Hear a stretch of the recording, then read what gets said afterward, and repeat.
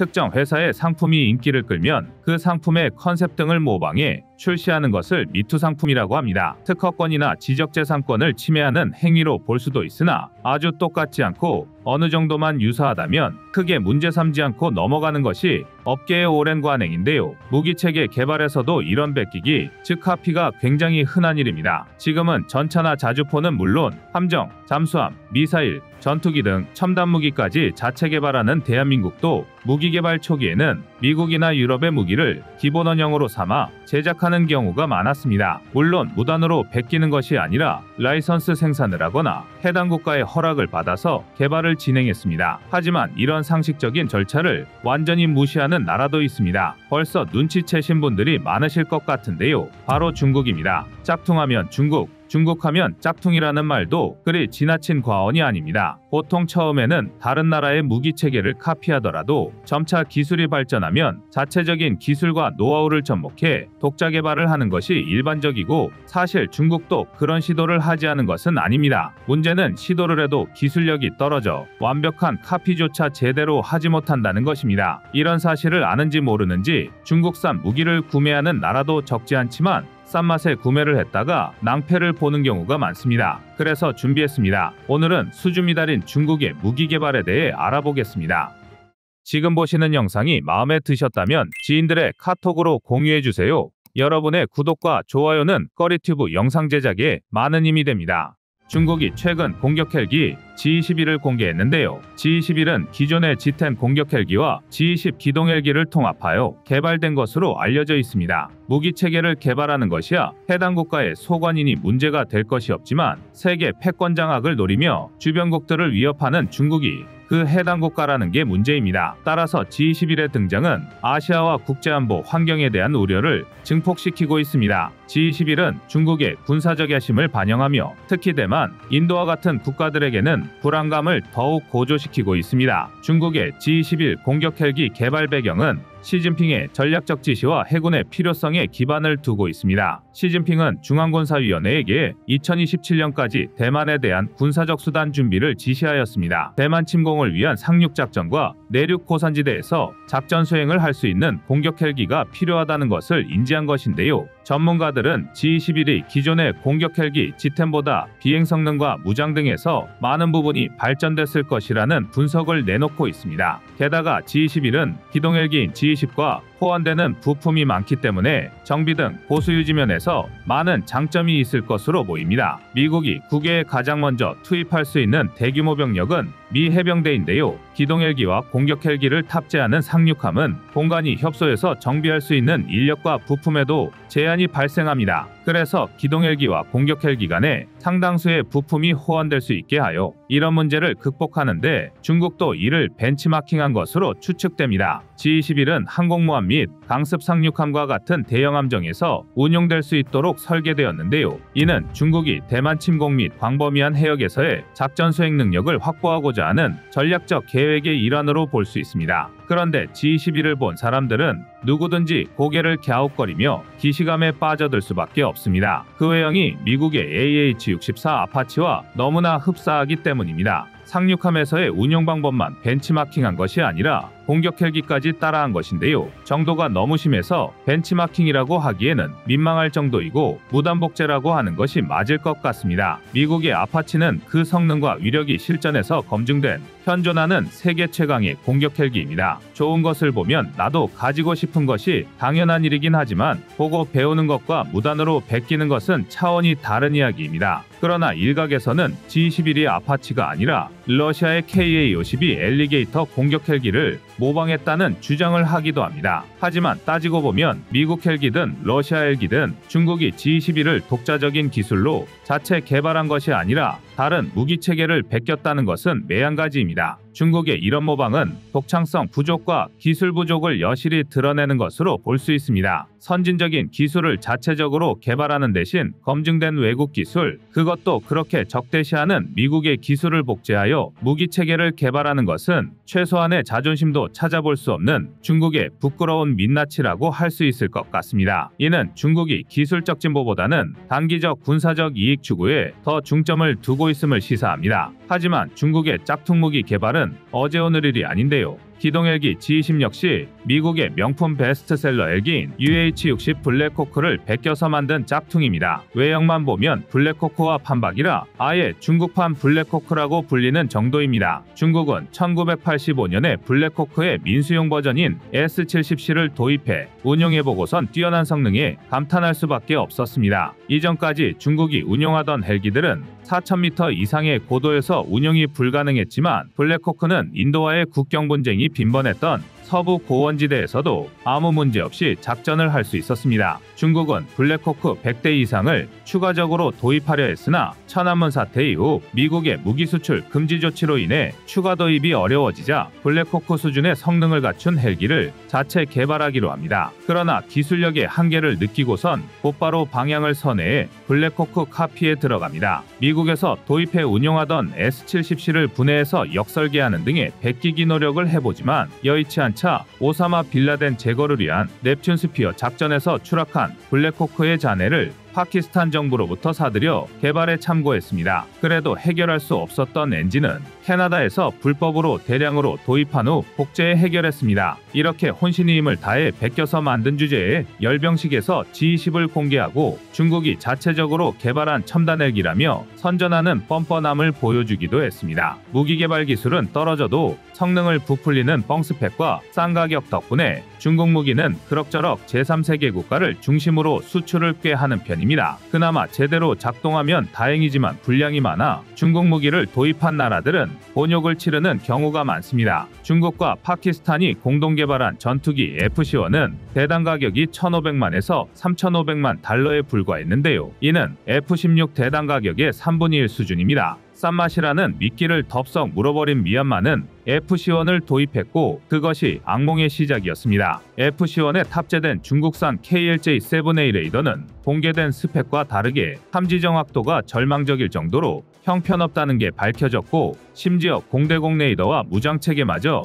페이퍼 스펙보다 실제 스펙이 한참이나 모자라 제대로 목표물을 타격하지 못한다는 게 들통났습니다. 또한 기본 중에 기본인 안전성 측면에서도 심각한 문제들이 보고되고 있는데요. 기체하부 도급 스킨의 균열이 발생하는가 하면 추락사고까지 발생했습니다. 미얀마가 중국산 무기 때문에 골치를 썩은 건 FC-1 사태가 처음이 아닙니다. 지난 2018년에는 중국산 F-7 전투기 세대가 연이어 추락하면서 파일럿 2명이 사망했고 추락사고에 휘말려 11세 어린아이가 숨지는 충격적인 사건이 벌어지기도 했습니다. 이 F-7은 나이지리아에서도 문제가 불거졌는데요. 2018년에는 비행훈련 도중 모종의 이유로 F-7N 두 대가 공중에서 충돌하여 한 명의 파일럿이 사망했고 지난 2022년에는 다른 F-7이 이륙 도중 기체 결함으로 갑작스럽게 폭발하면서 파일럿 한 명이 사망했습니다. 그래도 그나마 나이지리아는 사정이 나와서 보유한 F-7 11대 중 7대를 중국으로 보내 수리받고 있는데요. 나이지리아 공군이 보유한 전술기의 숫자를 모두 더해봐야 24대뿐이라는 걸 생각하면 전체 전력의 약 30%가 기능 고장으로 창고에 처박힌 셈입니다. 이뿐만이 아닙니다. 파키스탄에서는 지난 2022년 중국에서 도입한 F-22P 호위함이 엔진 성능의 급격한 저하 등 다수의 기술 결함을 일으키고 있다며 중국 정부에 강력하게 항의했는데요. 또한 중국제 FM-90 대공 미사일을 도입했다가 적외선 센서 시스템이 오류를 일으켜 목표물을 추적하지 못하는 바람에 곤욕을 치러야 했습니다. 중국이 공개한 스펙에 따르면 FM-90은 미사일 제원만 최대 사정거리 12km에 최대 요격고도는 5km에 달했고 레이더는 최대 17에서 25km를 추적 감시할 수 있어야 정상이었는데요. 비슷한 체계인 우리군의 K-31 천마의 미사일 유효사거리가 9km, 탐지거리 20km, 추적거리기 16km 내외인 것과 비교하면 중국이 얼마나 스펙에 장난질을 쳐놨는지 얼추 짐작할 수 있습니다. 결국 파키스탄은 FM-90의 적외선 센서 시스템을 전량 폐기할 수밖에 없었습니다. 중국 무기의 외적 성능은 주로 홍보나 마케팅을 통해 강조되는 면이 큰데요. 중국 정부가 군사기술 발전과 군비 증강에 지대한 관심을 보이고 있기 때문에 그 성과를 강조하기 위해 성능을 일부러 과장하여 표현하는 것도 무시할 수 없습니다. 이 때문에 전문가들이 중국의 무기체계를 페이퍼 스펙 고지고대로 받아들이지 않는 건데요. 그런데도 꾸준히 중국 무기에 대한 수요가 발생하는 이유는 대부분의 구매처가 서방 무기에 대한 의존도를 줄이고 싶어하는 나라들이기 때문입니다. 앞서 말한 미얀마의 경우 소수민족에 대한 차별이 극심하다 보니 크고 작은 분쟁이 끊이질 않는 데다 지난 2021년부터는 민주화 운동이 벌어지면서 군부가 평범한 시민들에게 총부리를 들이대고 있습니다. 또 파키스탄은 핵 개발로 국제사회의 긴장도를 높인 주범 중 하나이자 인도와 무력 충돌을 불사할 만큼 격렬한 영토 분쟁을 치르고 있습니다. 이런 상황 속에서 서방 국가들이 인권이나 사회의 안전성, 국가의 재정 상태, 정치적 상황 등을 내세우며 까다롭게 굴 때 중국은 일단 돈만 주면 무기를 넘겨주니 자연스럽게 중국산 무기의 수입 비중이 높아질 수밖에 없는 것입니다. 그러나 대한민국의 무기 체계는 전 세계 방산 시장에서 높은 품질과 첨단 기술을 제공하는 동시에 합리적인 비용으로 자리 잡고 있습니다. 뿐만 아니라 대한민국은 무기 수출 이후에도 지속적인 사후 서비스와 지원을 제공하면서 도입국의 요구에 신속하게 대응하고 있습니다. 여기에는 무기 운용과 유지 보수를 위한 예비 부품 지원은 물론 기술 지원부터 교육과 훈련 등을 모두 포함하고 있는데요. 대한민국 무기 체계의 성능이 월등한 건 물론 당연한 얘기지만 후발주자로서 내로라하는 군사 강국들과 어깨를 나란히 할 수 있었던 건 이런 부단한 노력이 수반되었기에 가능한 일이었습니다. 여러분의 구독과 좋아요가 꺼리튜브 운영에 많은 힘이 됩니다.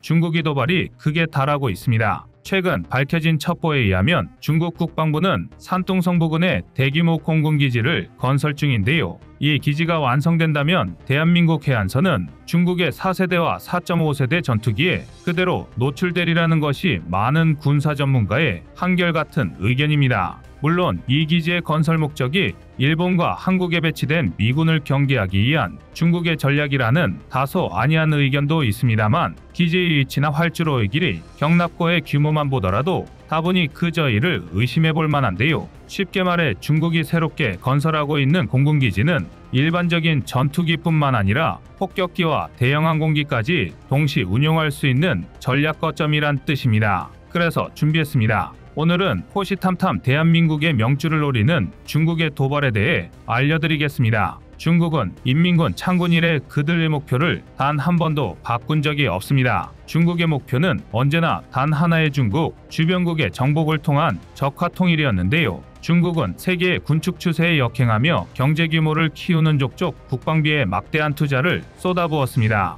실제로 스톡홀름 국제평화연구소 시프리 추산에 따르면 중국의 군사비 지출은 지난 20년 동안 연평균 6.6%나 증가했습니다. 그 결과 20년 전 200억 달러, 대한민국 절반쯤이었던 국방비는 현재 무려 12배 가까이 상승한 2,300억 달러인데요. 하나 약 300조 원에 육박하는 어마어마한 금액입니다. 이미 세계 2위였던 러시아를 제친 지 아득한데요. 오죽하면 이제는 정말 미국과 해볼 만하다라고 생각할 지경까지 도달했습니다. 지금 중국은 자신의 성장에 도취해 자제력을 완전히 상실했는데요. 일례로 지난 1월 대만 해협에 미 정찰기가 진입하자 중국 공군에서 전투기를 출격시켜 일촉즉발의 상황을 연출하기도 했습니다. 남중국 해에 위치한 파라셀군도 근처를 비행하던 미 해군 RC-135 정찰기에 중국 젠11 전투기가 공대공 미사일을 장착한 채 접근한 것입니다. 더군다나 중국의 젠11 파일럿은 정말 미치기라도 한 것인지 겨우 6m 남짓한 거리까지 바짝 따라붙는 만행을 저질렀는데요.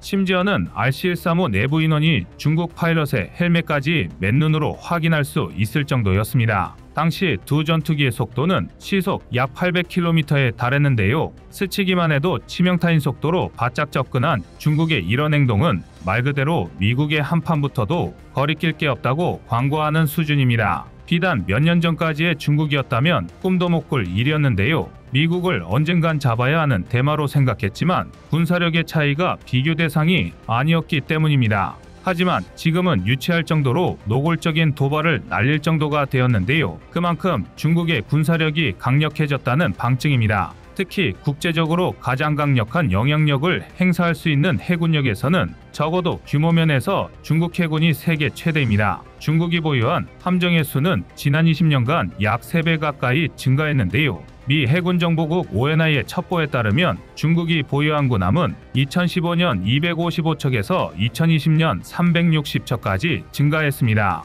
이는 미 해군이 보유한 함정의 총량보다 최소 60척 이상 많은 숫자입니다. 말 그대로 풀빵 찍어내듯 함정을 뽑아낸 건데요. 아이러니한 건 중국이 이렇게 빠른 조선 기술을 습득할 수 있었던 건 서방 세계의 민간 선박 대량 발주가 각종 설계, 공정 및 기술적 혜택을 제공했기 때문이라는 것입니다. 심지어 중국 국영조선소의 대형 선박을 가장 많이 발주한 나라가 바로 대만인데요. 결국 대만은 중국의 화전양면 전술에 속아 제 손으로 스스로의 목을 조른 셈입니다. 중국이 막대한 해군 물량을 갖추게 되면서 1990년 유아칭 해군사령관이 주장했던 돌연 전략이라는 망상을 실현할 수 있는 힘을 얻게 되었는데요. 물론 일각에서는 중국이 아무리 머릿수로 밀어붙여봐야 미국의 압도적인 질적 우위 앞에서는 무의미하다고 주장합니다. 그리고 이건 틀린 말이 아닙니다. 해전에서 물량 차이는 상당한 이점이지만 결국 질적 우위를 무시할 수는 없을 텐데요.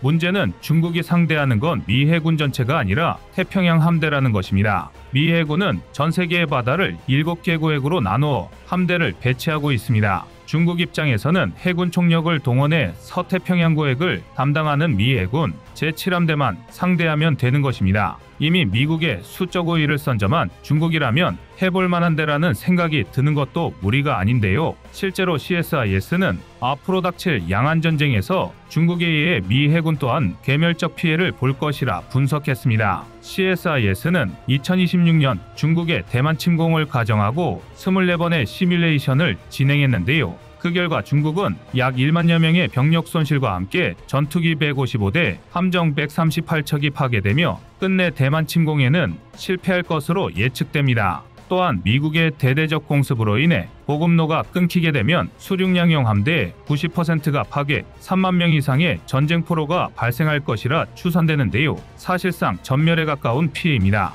반면 미국도 절대 무사하지만은 않습니다. 전쟁 기간을 3주로 가정했을 때 미국은 무려 2척에 달하는 항공모함을 잃고 약 3,200명의 전사자가 발생할 것으로 보입니다. 또 중국의 대규모 미사일 공격에 270기 이상의 전투기와 수십 척의 함정을 잃게 될 것이라 전망했는데요. 제7함대가 니미츠급 항공모함 한 척을 필두로 타이콘데로가급 이지스 순양함, 주말트급, 알레이버크급 이지스 구축함 등 약 35대의 함정을 기본 편제로 운용 중이라는 걸 고려하면 결코 무시할 수 없는 피해입니다. 더군다나 CSIS가 실시한 시뮬레이션의 결과대로 미국과 대만이 중국과의 전쟁에서 승리하기 위해서는 2주 이상 미국의 동원이 지연되어서는 안 되며 전쟁 이전에 대만을 완전 무장시켜야 한다는 등 상당히 까다로운 조건이 수반됩니다. 다시 말해 이제는 세계 최강이라는 미국조차 특정한 조건이 갖춰지지 않으면 중국을 상대로 승리를 장담할 수 없다는 것입니다.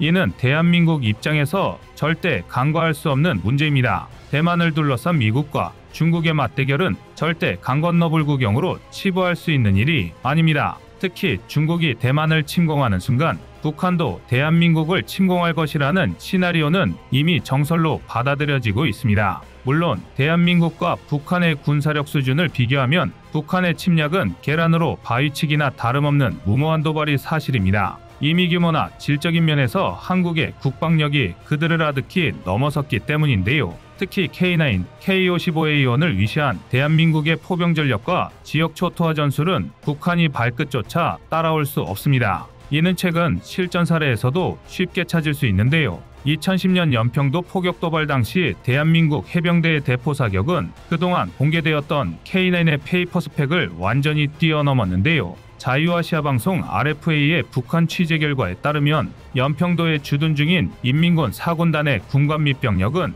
연평도 포격전 이후 대한민국과 전투 자체를 꺼리고 있습니다. 북의 선제 공격 이후 우리 군의 K9의 대응 사격에 북한은 10명 이상이 전사하고 30명이 상처를 입는 등 상당한 피해를 보았기 때문인데요. 심지어 당시 우리 해병대 K9 포대는 이미 오전에 포격 훈련을 한 차례 진행한 뒤라 적재된 포탄도 없었고 흰대는 오전 훈련 도중 기능 고장이 발생해 불발탄을 처리 중인 상황이었습니다. 이는 비단 육상뿐만 아니라 해상, 공중 어디서도 북한이 대한민국을 군사력으로 대적하는 것은 불가능합니다. 그런데 한쪽으로 기운 힘의균형에 중국이 가세했다는 사실을 우리는 주목해 볼 필요가 있습니다. 중국은 지난 1992년 한중수교가 시작되며 아시아의 평화 분위기가 흐를 때도 뒤에서는 대한민국을 겨냥한 단거리 탄도미사일 800개를 해안선에 배치해 왔습니다. 그런데 이 정도 사건은 약과입니다. 최근 밝혀진 첩보에 의하면 중국이 산둥성 부근에 건설 중이던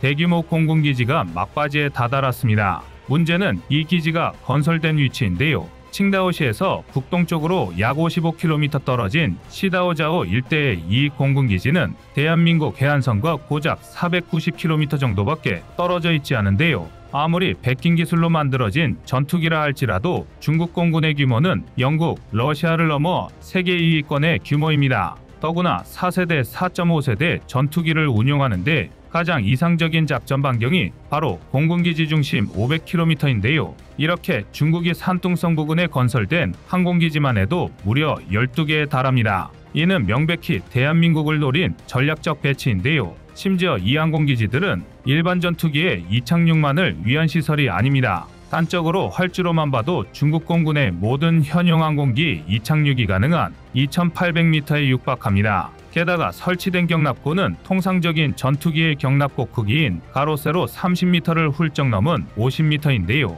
이처럼 비정상적인 크기의 활주로와 경납고는 중국 내륙 깊숙이 위치한 폭격기 운용기지에서나 볼 수 있는 핵심 전략 시설입니다. 쉽게 말해 중국이 새롭게 건설하고 있는 공군기지는 일반적인 전투기뿐만 아니라 폭격기와 대형 항공기까지 동시 운용할 수 있는 전략 거점이라는 얘기인데요. 대한민국이 당장 북한은 참교육할 수 있어도 여기에 중국 공군이 합세한다면 최소한의 피해는 감수해야만 합니다. 즉, 중국 입장에서는 북한을 이용해 국지전 양상에 도발만 감행시키더라도 대한민국과 미국의 발을 동시에 묶어둘 수 있습니다. 중국이 이런 효율 좋은 술책을 외면하지 않을 텐데요. 게다가 북한 단독으로 대한민국을 상대하는 건 무리겠지만 중국이 돕는다면 적어도 팽팽한 줄다리기는 가능합니다. 중국과 대한민국은 6.25 전쟁 이후부터 지금까지 적어도 군사 분야에서만큼은 단 한순간도 적성국이 아닌 적이 없습니다. 중국의 노림수는 앞으로 완성될 새로운 공군기지를 통해 대한민국의 주요 전략시설 타격을 목적으로 하고 있습니다.